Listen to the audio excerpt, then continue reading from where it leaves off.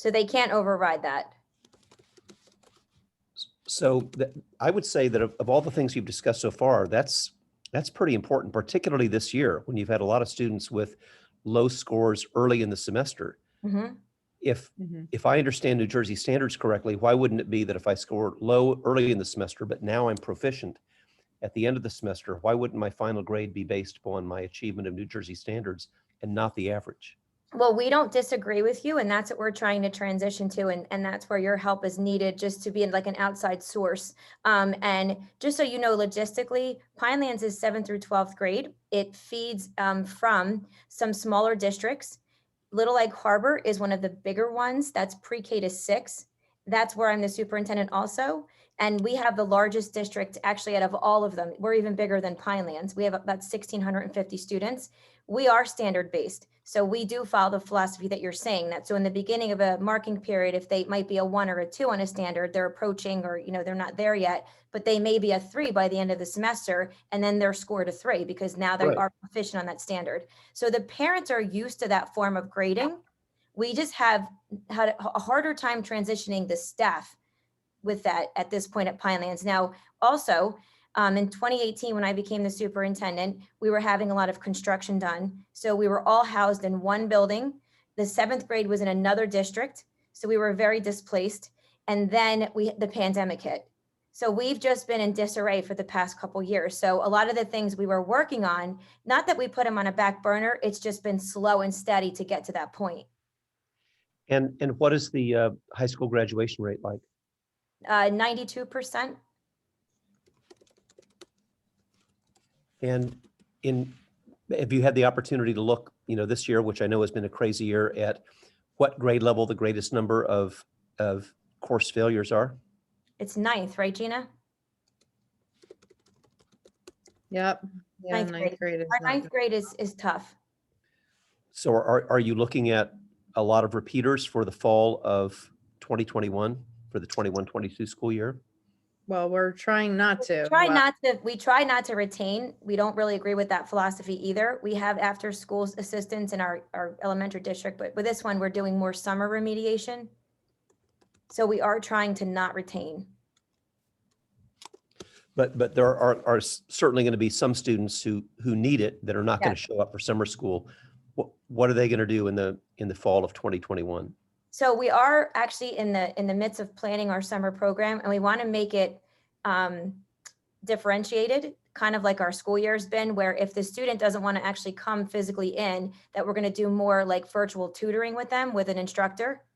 And Gina has bought some other programs that does tutoring with the students. But if they do not, fulfill those requirements and they can't meet the standards for that grade, they would have to repeat some courses. It may not be all of them. Okay. Some of the things we're looking at as well, and this is where I really wanted to pick your brain, and eventually we can go down that road when you sit with the admin team, if we're going to be working with you for a year, is having assessments actually let kids kind of test out of certain things. So if they, failed 9th grade, but they could still pass this summative assessment, would that qualify? How do I get the mindset to shift where if students are doing well, we have a student in particular that I'm thinking about right now who failed driver's ed. He turned 16. His dad brought him to DMV. He took the test at DMV. He passed, but guess what? He still has to take driver ed. So now he's cutting class. He's not going. He's not doing the work. I mean, for what? What's the point? So, and the teachers really believe he has to get that classwork done, because how do you get that grade? So that's the mind shift that we're working on is, if they've already passed the test and they've shown mastery on those standards, then they should be able to move on. Exactly. That's a pretty perfect example. I mean, the only, there may be an insurance company reason to take driver's ed, but aside from that, I don't understand requiring driver's ed for a student who already has his license. Yeah. And we have a lot of teachers that have been there a long time. They were our teachers when we were there, and they just don't, it's difficult for them to have that mindset change, that just because You may not have taught this, gave a quiz on it. They may already know that. So move on. You don't, and then within their classrooms, they don't know how to differentiate. Like this group may need your assistance on this. This group can move forward and go on to something else.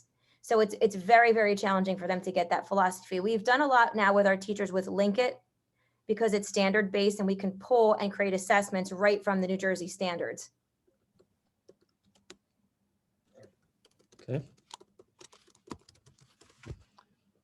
Well, I think you're certainly right about identifying what's most important. And the key is not to test them on every single ninth grade standard in a particular subject, but identify what standards are most important. That's what we call the power standards. And we take teachers through a pretty deliberate process of identifying what's most important. And then how do you assess those most important things, or what student work that shows that? Right. We have data meetings in our PLCs where we're looking at the Lincoln assessments to see where, because that will break it down by standard and by class and by grade level, and see where are they doing well and where are we not even teaching or addressing that standard at all. We just had our teachers identify power standards for the second half of the school year. We're trying to do the whole less is more. Obviously we're in a crisis still. So which standards they had to agree on one or two standards that they really wanted to make sure that the students mastered by the end. That's excellent. That's really great. And So I we're presume getting there. that was a result of a lot of dialogue among the teachers. Mm-hmm. Yes. Yeah. Good for you. That's excellent. Well, good. You got some good things going on then. And let's face it, nobody wants to teach a section of repeaters.